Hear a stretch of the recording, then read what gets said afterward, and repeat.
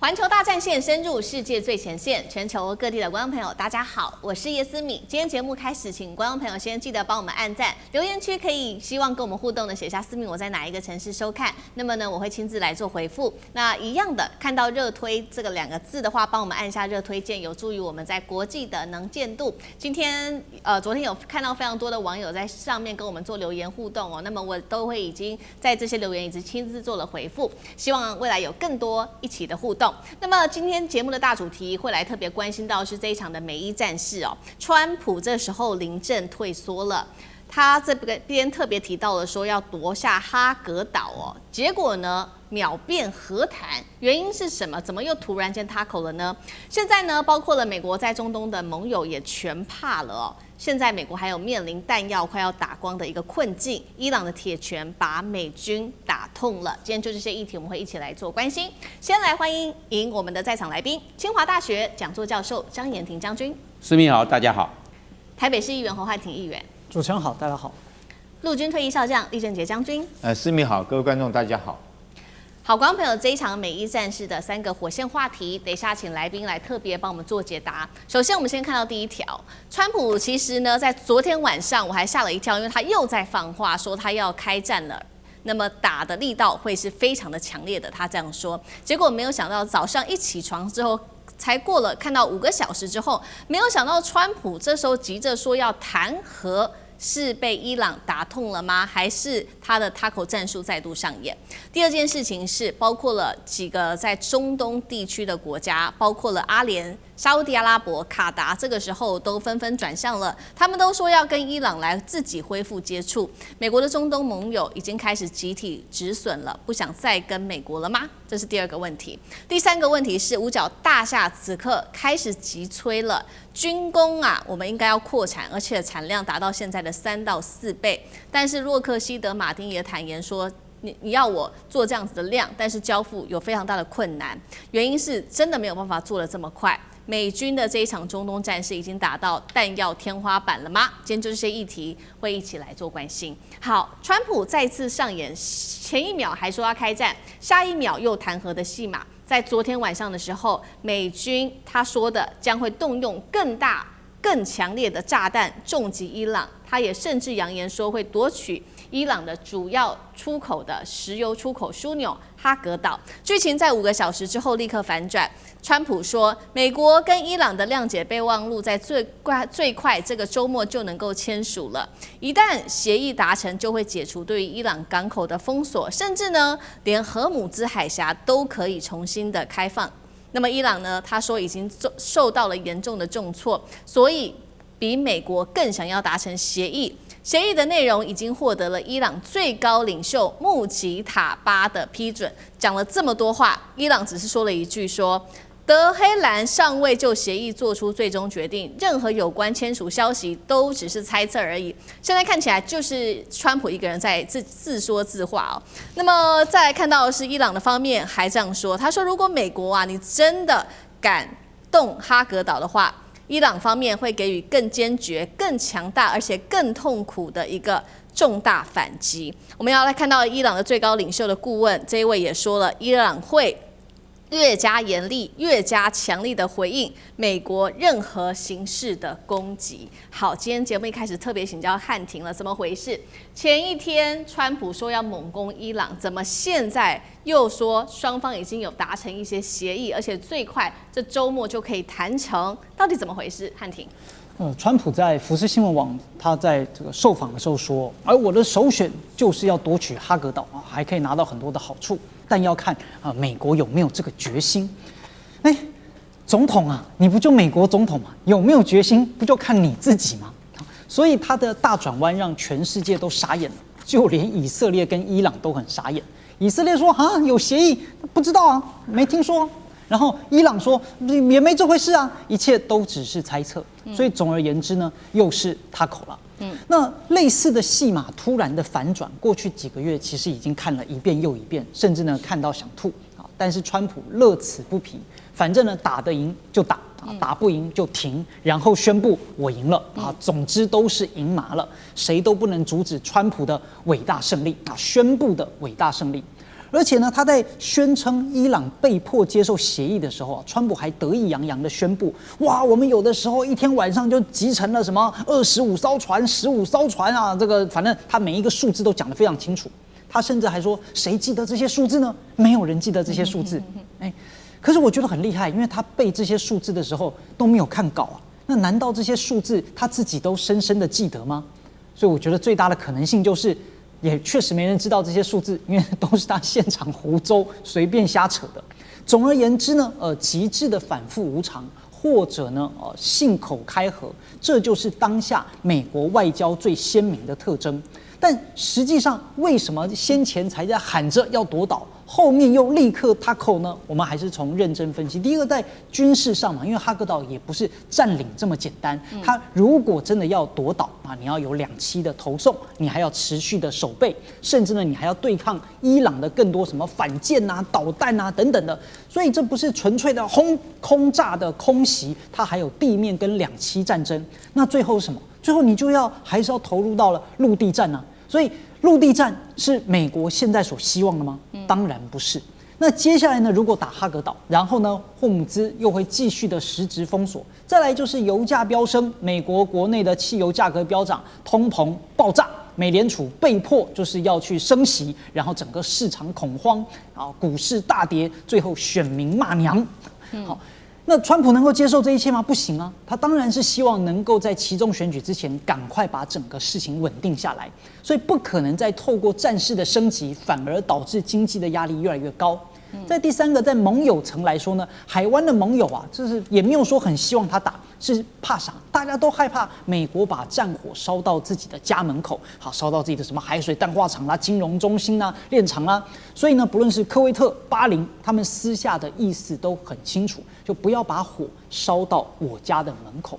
因此，美國就算想要有進一步的动作跟攻擊，但是呢，好像也沒什麼人挺他。所以呢，他打不得，但是又好像顯得慫，這個輸不起，那怎麼辦呢？所以就只能演什麼演，反正不管怎麼樣，我都贏。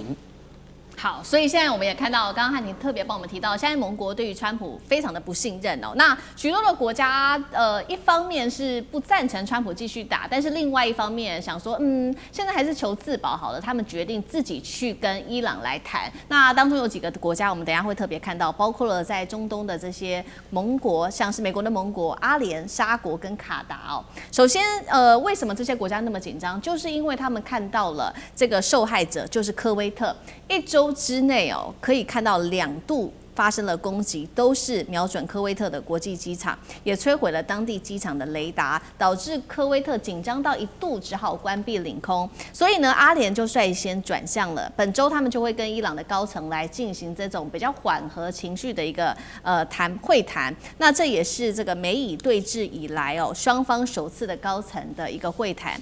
阿聯心裡面一定很明白嘛，伊朗現在戰力在快速的恢復當中，不管是我們先前談到的地下城，或者是其他的武器等等生產，那再來就是伊朗擁有9000萬的人口，它的飛彈、無人機、革命衛隊的力道都還是非常的強的。另外2個國家現在呢，也已經跟這個伊朗談過的，就是剛剛特別提到的沙烏地阿拉伯跟卡達。那這一些海灣國家現在的想法到底是什麼？酈將軍怎麼看？昨天晚上這個川普說快要達成和平協議了，我算了一下哈，從開戰以來，這是第39次講哦，他幫他統計，現在已經前天是第38次，現在第39次哈，可是講了39次，看起來好像都沒有達成協議哈，達成和平的協議。所以這場戰爭很明顯的，不只是我們看破川普的手腳，我相信這個阿聯酋這個海灣周邊的國家也都看穿川普的手腳。大家很明白，你就川普就是想抽腿，不想打這场戰爭了嘛。可是你現在抽腿，你如果說你貿然的開戰下去，這個戰爭不是說你想走你就走，就算你想走，現在很明顯的伊朗就拖住你的後腿，借着幾次的零星攻擊將你這個後腿拖住。為什麼伊朗要採取零星的攻擊，將你拖住在這個戰場的泥淖裡面？你必須要答應我的條件。大家回想一下，當初這個美伊開戰的時候，美國跟以色列去偷襲伊朗的時候，美國當洋洋灑灑列了很多的戰略的目標，包括到要推翻伊朗的這種政權要更替，然後要推翻要这個伊朗不可以跟他的這個周邊地區的武裝盟友結盟在一起，還有濃縮鈾等等問題。但是大家記不記得伊朗的目的是什麼？作戰目標是什麼？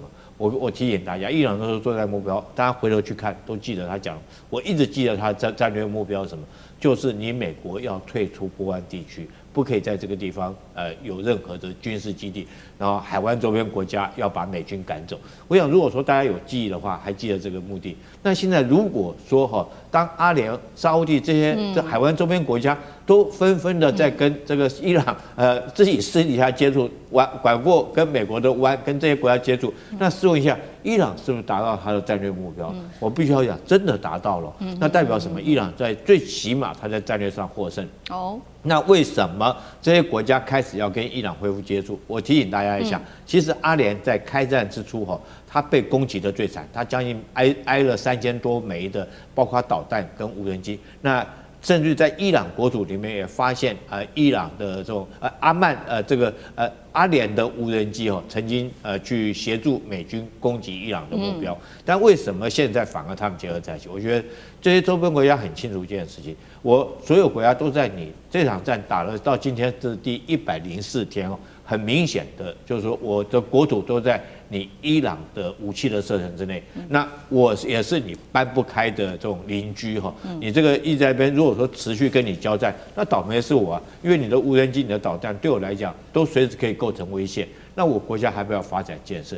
你要知道，周邊這些國家現在積極的，當然第一個是他們能源設施。我們看到，如果說能源設施被打的話，那你根本這個你煉油產業就做不了，這是第一個，對他國家經濟很大一個傷害。第二個，你知道這些國家現在正在轉型，轉型做什麼呢？他希望能夠將中東地區打造成一個金融的重鎮。第二個是科技的重鎮第三個，他希望發展觀光旅遊。我們看到阿曼這些都是觀光旅遊很有名。那這場仗一打下來，我們看到第一個垮掉就是旅遊業垮掉嘛，飛機不敢飛，旅客不敢來，然後很多的包括美國在這個地方的科技公司都遭受到攻擊。所以說，伊朗他有他攻擊目標有他的一個戰略性的一個思考，我就打你這些目標，讓你國家以後不能，如果說你不跟我和談來講的話，你就不能發展你的科技、金融、觀光等，還有列印各個產業。所以我們現在很明顯看得出來但是他們也看得出來，這個美國川普想要抽腿，也沒辦法再提供他們這個國家的安全的維護。所以在這種狀況之下，他為了求得自保，他必須要跟這個搬不走的鄰國，也就是伊朗，自己跟他們打交道，尋求一個和平的協議。好，所以海灣國家現在等於是自己尋求自保，先不要說這些產業還希望能夠發展，不管是科技、金融、煉油等等，現在連安全的問題都已經是最大的一個問題了。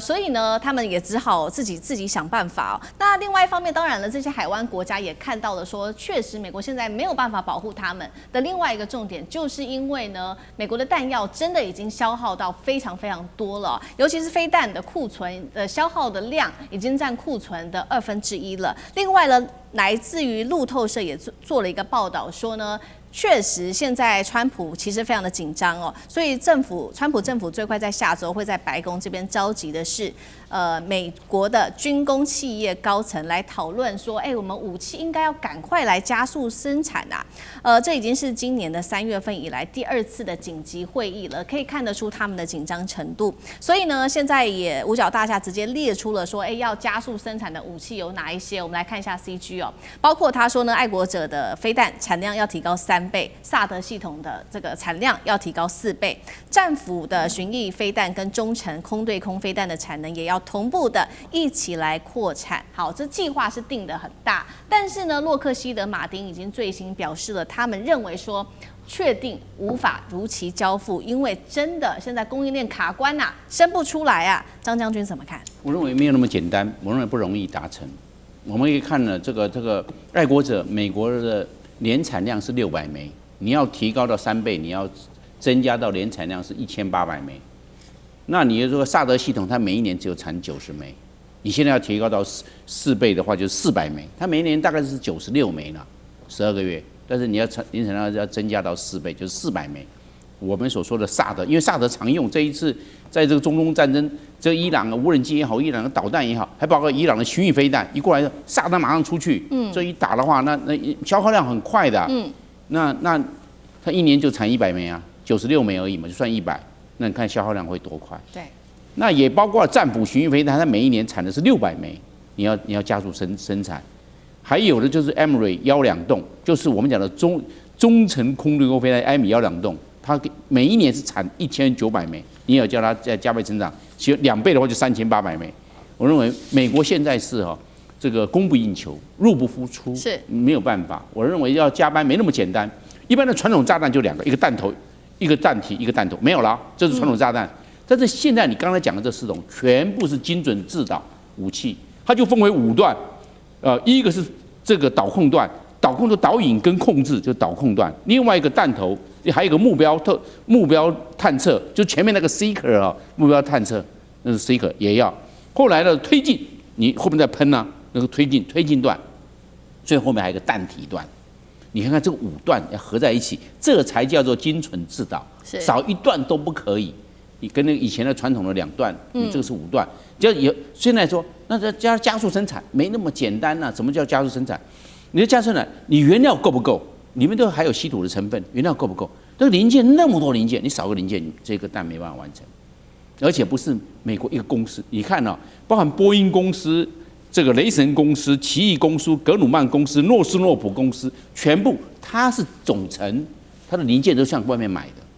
波音公司、這個洛克希德馬丁公司，它是總成，它有很大部分零件是自己做，但是還有其他零件是其他的，大家來分工，是總成。你總成，其他的給你少一個這個短板，這個主要零件你沒有辦法。而且我們知道，不是我們今天擴廠，我去过參觀過這個軍火的工廠，它每個都是防爆。